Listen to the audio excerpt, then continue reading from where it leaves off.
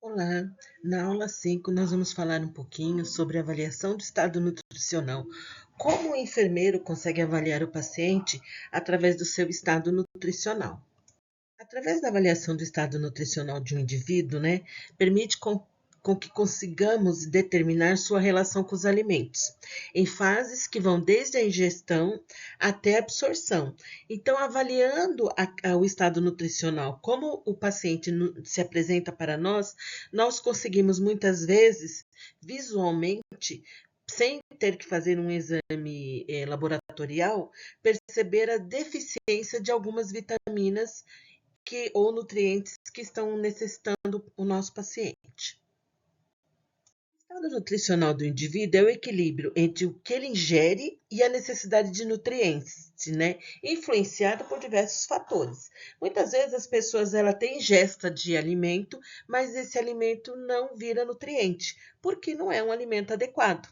Vamos pensar, por exemplo, nesses salgadinhos que às vezes se consome, O teor de sódio é muito alto. Então, na verdade, você não tem muito nutriente como vitaminas, como proteínas, como carboidratos, mas você tem um excesso de sal nesse alimento. Então, ele não vai nutrir, ele não vai, aliás, suprir, a necessidade dos nutrientes que o nosso organismo precisa. É como se essa balança aqui, o que ela representa? Ó, nós temos o estado nutricional ótimo, porque é o equilíbrio entre a ingestão de nutrientes e a necessidade que o nosso organismo precisa de nutrientes. Então, o que eu tenho? Ó, as doenças, os fatores econômicos, o comportamento alimentar, o ambiente emocional e o padrão cultural influencia na ingesta desses alimentos. O meio ambiente, a doença, o estresse fisiológico, problemas mecânicos influenciam na absorção. Então, dependendo do que eu escolho para comer, eu vou ter um desequilíbrio nessa questão dessa ingesta alimentar. E a minha absorção também vai ser inadequada.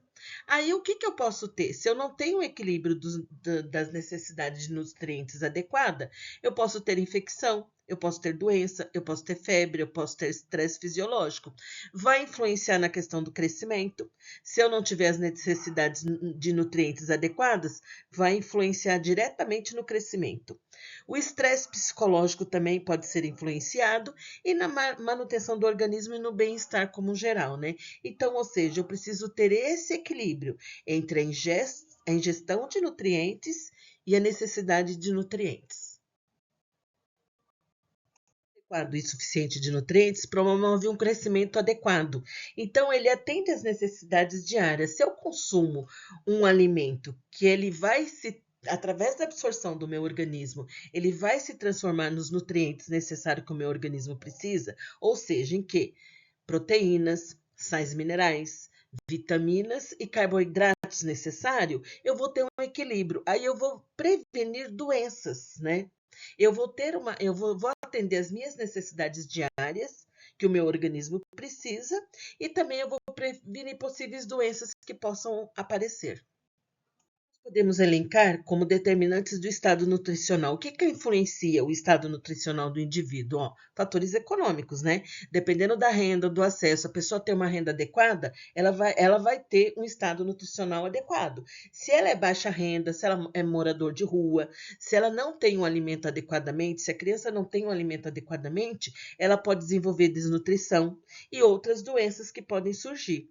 Os fatores sociais, como os hábitos alimentares, os modismos, que nós já comentamos em relação a hábitos alimentares na outra aula, As questões estéticas, a questão da mídia. A mídia influencia muito, porque a questão do modismo, conforme a mídia coloca alguma coisa que fica constantemente alertando as pessoas acabam seguindo aquele anúncio, aquela comida. Vamos pensar no McDonald's. Como que passa várias vezes o McDonald's na televisão? E agora tem um lanche novo, que é um Fit, que é o McFish, que está voltando. Então, isso é a mídia influenciando no hábito alimentar do indivíduo. Os colegas também influenciam. Tem pessoas que, de repente, elas se alimentavam de uma alimentação que não era vegetariana. Aí, depende, ela começa a conhecer um amigo que é vegetariano, ela pode se influenciar por essa escolha também. Não que ser vegetariano seja uma coisa ruim, não é isso que eu quero dizer, né? É a questão da influência. Fatores culturais, a questão da descendência, a questão dos costumes. Fatores religiosos, também tem a questão de mitos, de tabus, de crenças. Antigamente se falava muito, não pode comer manga com leite, porque faz mal.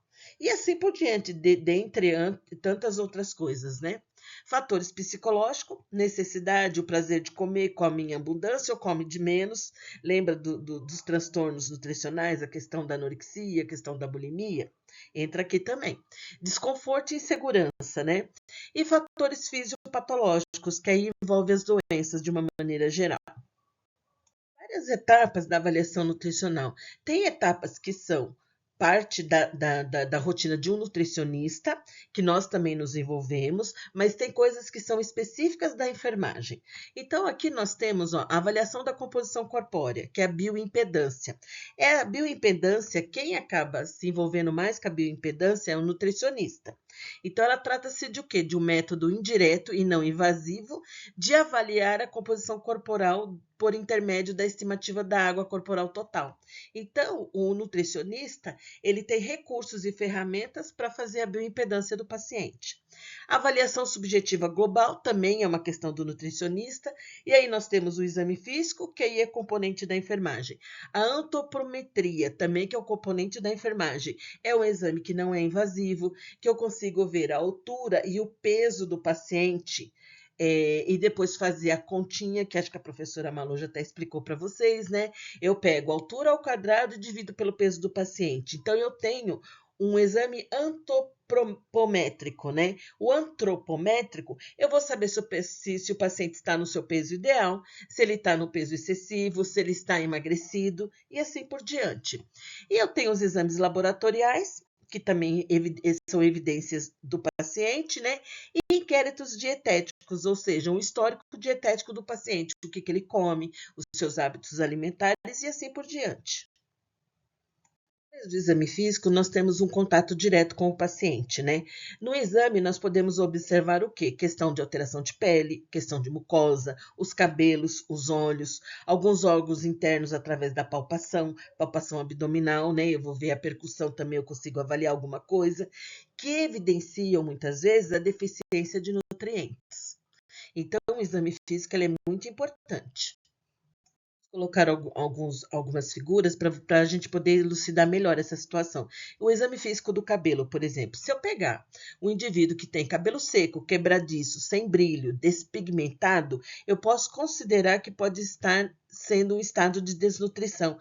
Isso geralmente eu vejo em crianças e idosos. Eu consigo perceber as características. Aí você vê um cabelinho ralo, um cabelinho quebradiço, não tem brilho. Então, despigmentado aqui, nas laterais, a gente consegue perceber essa situação dessa criança, por exemplo, que está no estado de desnutrição. A face. Na face eu tenho vários sinais que podem nos demonstrar essa questão, né? De falta de algumas vitaminas, de alguns nutrientes importantes para nosso organismo, né? A seborreia labial, por exemplo, nasolabial, que é no nariz e na boca. Ela pode ser falta do quê? Da riboflavina. A face edemaciada, eu vejo uma face em lua cheia. É uma característica de cauchiocor, mais lá na frente eu vou explicar o que é o cauchiocor, que é um tipo de desnutrição. E eu tenho a palidez cutânea, que pode ser falta de ferro no organismo do indivíduo. Risco dos olhos, o que eu posso ter? Eu posso ter uma conjuntiva pálida, que falta de ferro. Eu posso ter manchas de Bitot, que essas são as manchas que a gente percebe assim no canto do olho, como tem mostrado aqui na seta, né? A xerose conjuntival, xerose córnea, que é o quê? Falta de vitamina A do organismo. Vermelhidão e fissura nos cantos dos olhos, né? Que é falta da riboflavina. A riboflavina, ela é um componente da vitamina B2, ela faz parte do complexo B. A pirodixina também faz parte do complexo B, que é a vitamina B6. Por isso que fala o complexo B. Complexo B significa que tem vários segmentos de vitamina B, que atua em determinados segmentos do nosso organismo. E eu tenho a hiperlipidemia, que é considerado também a gordura elevada. Ó. Podem ver aqui na pálpebra essas gorduras elevadas. É chamado de arco córneo e xantelasma. É esse nome que é chamado também. O que eu posso perceber? Ó? Estomatite angular, ó. Antigamente era chamado de sapinho, né? Que a gente escutava falar os nossos pais, nossos avós falarem, né?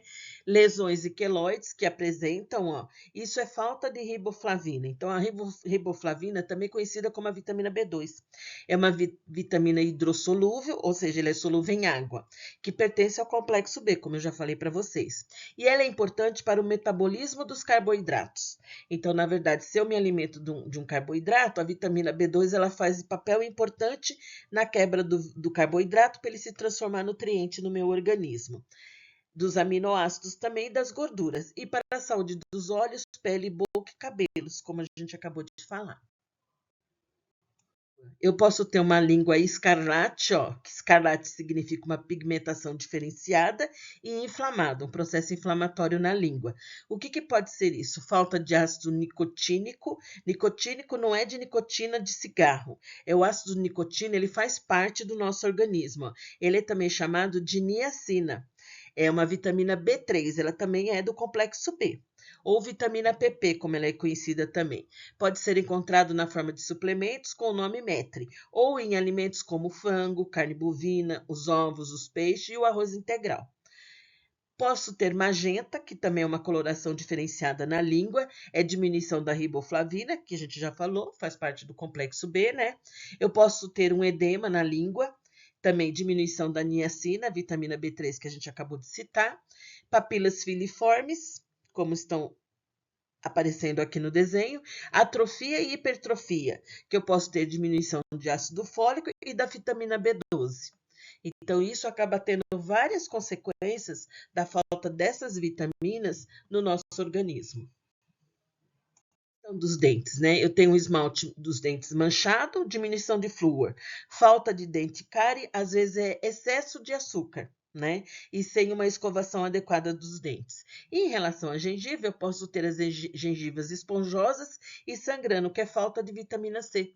A pessoa não consome alimentos com vitamina C e sangra. Se não tiver outro tipo de patologia com diminuição de plaquetas, pode ser falta de vitamina C também no organismo.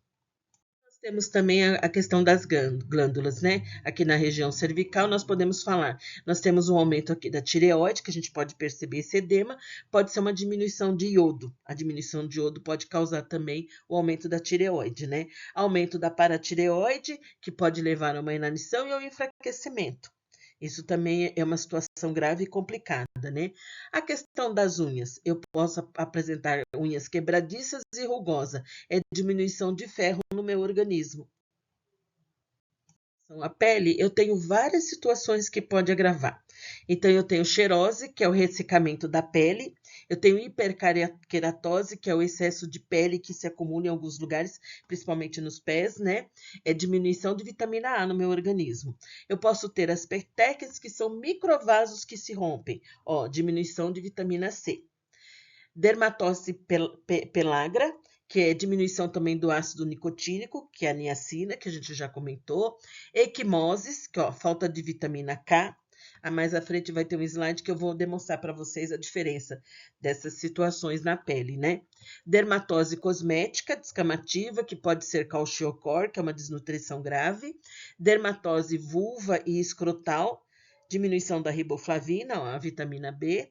Xantonas, que pode aparecer hiperlipidemias, ou seja, excesso de gordura na pele, como a gente já mostrou também.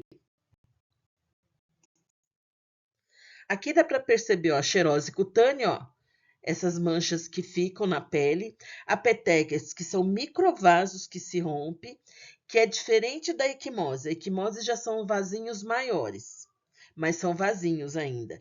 E aqui são veias. O hematoma geralmente é agressão de veias. Então, as veias que se rompem e formam o hematoma, ele tem uma coloração mais arroxeada. A petequias é pequenas e vermelhas. A equimose, ela é um pouco mais ela aumenta um pouquinho o seu tamanho e ela fica vermelha com alguns pigmentos, né? E o hematoma ele é mais arroxeado. E nós temos a pellagra que nós falamos, que são essas descamações da pele. Evidenciar a questão do kwashiorkor, como eu havia citado, né? Ó, nós temos o tecido subcutâneo que aparece um edema.